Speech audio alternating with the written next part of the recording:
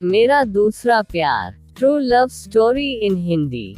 मैं एक ऐसा लड़का था जो हर रोज स्कूल जाने के लिए पागल रहता था, इसलिए नहीं क्योंकि मैं पढ़ाई में बहुत अच्छा था, बल्कि इसलिए क्योंकि मैं अभी अभी अपने पहले प्यार के दर्द से उभर रहा था और मुझमें अकेले रहने की ताकत नहीं बची थी, क्योंकि जब भी मैं अकेले में होता मुझे वो प्यार और उस प्यार में मिला दर्द ही याद आता था। यही कारण था कि मैं अपने आप से भी नहीं मिलना चाहता था। मैं हर रोज क्लासेज जाने वाला लड़का, न जाने क्यों उस दिन क्लास करने गया ही नहीं, बस दिल ने कहा यार आज नहीं जाते हैं, और मैंने दिल की बात सुन ली। लेकिन अगले दिन जैसे ही मैं वहां पहुंचा, मेरे दोस्तों ने बताया यार जब कल तू नहीं आया था तो हमारे क्लास में बहुत ही खूबसूरत लड़की आई थी, शायद उसने नया दाखिला लिया था। और यकीन मानिए पूरे क्लास से उसकी खूबसूरती की तारीफ सुनकर न जाने क्यों मुझे भी उसे देखने का मन किया, और मैं भी औरों की तरह क्लास के दरवाजे पर नजर गड़ा के बैठ गया।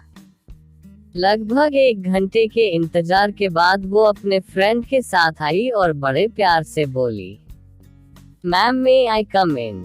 ऐसा सुनते ही मानो उन सब लड़कों में से जो उसके इंतजार में पलके बिछाए बैठे थे एक एनर्जी निकली हो, और मेरा दिल तो तब बेचैन हो गया जब वो आगे की 2 बेंच छोड़कर मेरे बगल में आकर बैठ गई।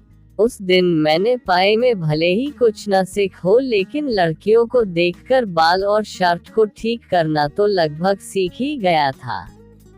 अब मैं हर वक्त बस उससे बात करने की कोशिश में लगा रहता था, लेकिन वो तो आपने सुना ही होगा कि इश्क ने गालिब निकम्मा बन दिया, वरना हम भी आदमी थे काम के। बस अब उससे न तो कुछ बात हो पाती और न ही उसके सामने जाने पर मेरी आवाज निकलती। फिर मैंने सोचा कि यार बात तो करनी ही होगी, और मैं पहुंचा अपने दोस्त के पास उपाय के लिए। फिर उसने मुझे बताया कि मैं उससे सोशल मीडिया पर बात करूं। और अगले दिन शाम को जब मैं क्लास करके घर आया तो मैंने हिम्मत जुटाई, लैपटॉप निकाला और उसे इंस्टाग्राम पर सर्च करने लगा, क्योंकि मुझे पता चला था कि वो सिर्फ इंस्टाग्राम ही यूज करती है। लेकिन वो कहते हैं न कि ऐसे वक्त में खुदा भी साथ छोड़ देता है, बस मेरे साथ भी कुछ ऐसा ही हुआ। वो नहीं मिली। अब बस हर रोज मैं क्लास के लिए जाता और हर रोज उससे इश्क हो जाता।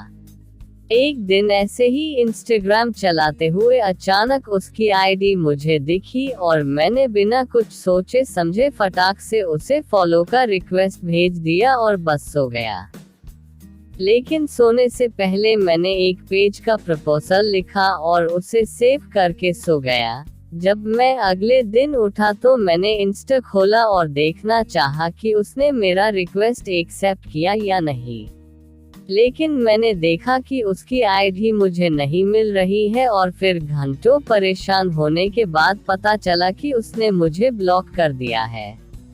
उस दिन मुझे बहुत दुख हुआ और मैंने फैसला किया कि मैं इसका कारण जाने बिना उसे नहीं छोड़ने वाला, और मैं क्लास के लिए निकल गया। लेकिन वो उस दिन वहां आई ही नहीं।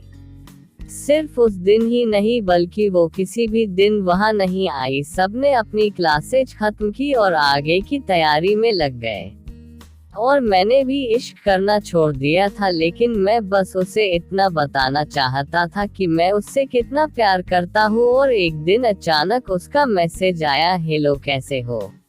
मैंने कुछ देर सोचा और फिर रिप्लाई किया, मैं तो ठीक हूँ, तुम कैसी हो। उसने कहा मैं भी ठीक हूँ, और मैंने झट से उस मैसेज को कॉपी किया जो उस दिन उसके ब्लॉक करने के पहले मैंने लिखा था, और उसे भेजने के बाद मैंने बिना रुके उसे ब्लॉक कर दिया, क्योंकि शायद मेरे अंदर दोबारा नहीं सुनने की ताकत नहीं बची थी। इस दुनिया में जरूरी नहीं जिसे तुम चाहो वो तुम्हारा हो, जीने के लिए तुम्हें उसी का सहारा हो। कश्तियाँ टूट जाया करती है, जरूरी तो नहीं होता कि हर कश्ती को किनारा हो।